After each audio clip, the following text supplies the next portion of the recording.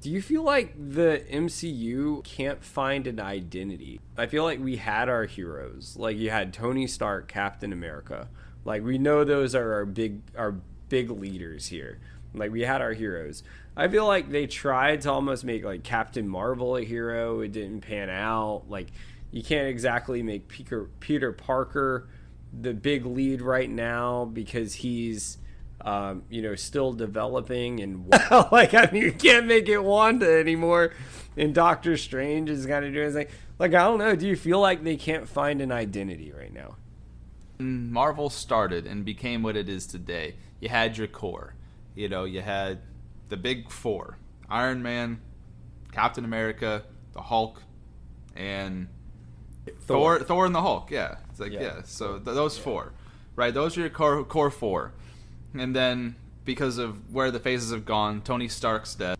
Captain America decided to go back in time and live out his life, and has put down the shield, and he passed the shield off to Falcon. And then you've got Thor, who doesn't really want to be part of anything anymore, past Asgard, new Asgard, off to that woman. And Bruce Banner just kind of makes random appearances now. Hard time figuring out which characters will resonate the most with the audience, people who are watching it. So you had your core four, but 3 out of the 4 are done, and one just randomly appears here and there, and it's confusing. So now, to your point, it's probably a little too early to make Peter Parker the central focus, but he's got to be one of the core going forward. The movie was great. It probably right now, Spider-Man No Way Home is number 7 all time. You have to utilize what you have there with Peter Parker, especially when you brought everyone else back, like Andrew Garfield, Tobey Maguire. They've done a good job with that. But you're right into the point that he's so young that it's hard to consider this guy the leader of the Earth's defenders, or the galaxy's defenders, whatever you want to call it, the universe defenders. So then you bump into, well, who's it going to be?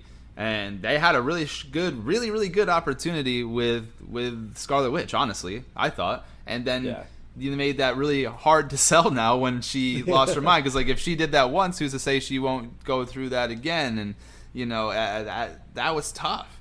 It was a good film overall. I didn't dislike it. But the Multiverse of Madness really painted her in a really negative light.